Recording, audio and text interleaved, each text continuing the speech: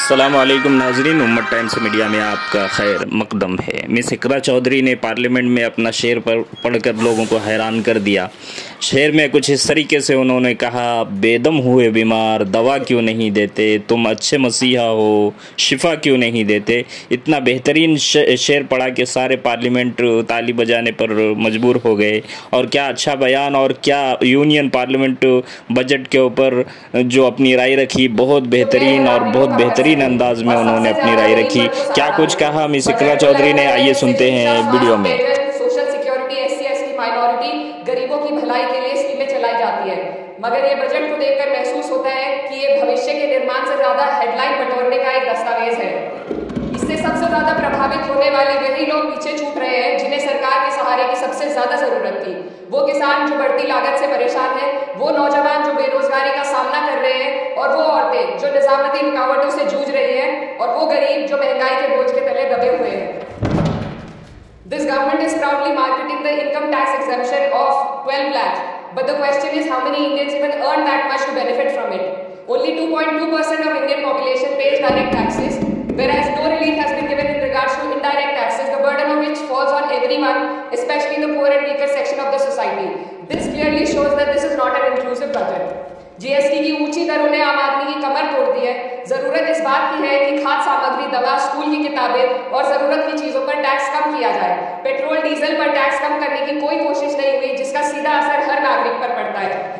Article 41 कहता है कि सरकार को ये कोशिश करनी चाहिए कि वो अपनी इकोनॉमिक हालात और रिसोर्सेज के हिसाब से लोगों को रोजगार दे।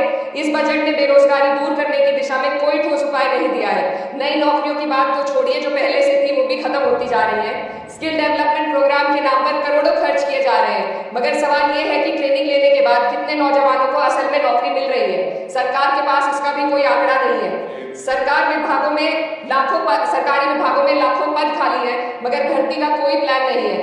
आर्टिकल 45, जिसके द्वारा सरकार की जिम्मेदारी है कि हर बच्चे को 6 साल की उम्र तक फ्री और जरूरी तालीम मिले, ताकि उनका बुनियादी तालीमी डेवलपमेंट सही से हो सके, जिसको संसद ने शिक्षा का अधिकार अधिनियम बनाकर और भी मजबूती दी थी, परंतु इसकी जमीनी हालत क्या है वो किसी से छुपी नहीं है। नगरीय क्षेत्रों में सरकारी स्कूलों में शिक्षक न होने की वजह से स्कूल बंद हो रहे हैं तथा दूरस्थ ग्रामीण क्षेत्र के स्कूलों में टीचर ही नहीं पहुंच पा रहे हैं। सरकार कह रही है कि डिजिटल इंडिया और एआई से तालीम का इंतजाम होगा, मगर जरा जमीन पर देखिए, उत्तर प्रदेश में सिर्फ 22% सरकारी स्कूलों में कंप्यूटर है। मेरे संसदीय क्षेत्र कैराना में कई सरकारी स्कूल शिक्षक न होने की वजह से बंद हैं, और मदरसा एजुकेशन के बजट में 57% की कटौती कर दी गई है। क्या यही सबका साथ सबका विकास है? इसी तर्ज पर अस्पताल है जहां पर डॉक्टर नहीं है। आर्टिकल 47 अच्छी सेहत और जिंदगी के स्टैंडर्ड को बेहतर बनाने की आवश्यकता पर जोर देता है। राज्य की जिम्मेदारी है कि लोगों की सेहत और उनके वेलबींग को बेहतर करने के लिए जरूरी कदम उठाए, लेकिन हकीकत यह है कि इस बजट का सिर्फ 2% ही आम जनता तक पहुंच पाता है। शामली जिले में 84 डॉक्टर की पोस्ट स्वीकृत है, मगर सिर्फ 29 डॉक्टर काम कर रहे हैं और गायनोकोलॉजिस्ट मात्र 1 है। दवाइयों की कीमतें बढ़ती जा रही है, मगर गरीबों के लिए कोई राहत नहीं है। सरकार ने महिलाओं के लिए बजट बढ़ाने का दावा किया, मगर 81% इसका बजट सिर्फ पोषण योजनाओं में डाला गया है। महिलाओं के रोजगार, उनके इकोनॉमिक इंडिपेंडेंस और सुरक्षा के लिए कोई ठोस योजना नहीं बनाई है। बेटी बचाओ बेटी पढ़ाओ का बजट घटा दिया गया, जिससे साफ है कि ये सिर्फ नारेबाजी थी और कुछ नहीं। किसानों की बदहाली हम सबके सामने है, लगातार चलती आ रही है। 2016 में कहा गया था कि 2022 तक किसानों की आमदनी दोगुनी होगी, मगर 2025 आ गया और एमएसपी पर कोई ठोस गारंटी आज भी दी नहीं गई है। गन्ना किसानों का बकाया अब तक नहीं मिल पा रहा है, और तो और उत्तर प्रदेश में अभी तक गन्ना मूल्य भी तय नहीं किया गया है। डीएपी, यूरिया और खाद की कमी से परेशान किसान आज भी सड़क पर प्रदर्शन कर रहे हैं। मजदूरों के लिए जो सबसे बड़ी योजना मनरेगा थी, सरकार कहती है कि मनरेगा ग्रामीण भारत की रीढ़ है, मगर बजट में कोई भी बढ़ोतरी नहीं मिलना बहुत शर्मसार है। औसतन 44 दिन का ही रोजगार मिल रहा है, जबकि स्कीम 100 दिन की गारंटी की होती है। भारतीय रेलवे देश के लोगों की जीवन रेखा है, और इसी से यहाँ के लोगों की आर्थिक एवं सामाजिक जिंदगी चल रही है। देश के हर हिस्से को रेल कनेक्टिविटी से जोड़े जाना सरकार की कल्याणकारी नीति का हिस्सा है। मेरे संसदीय क्षेत्र कैराना की रेलवे से जुड़ी 2 मांगे लंबे समय से लंबित है।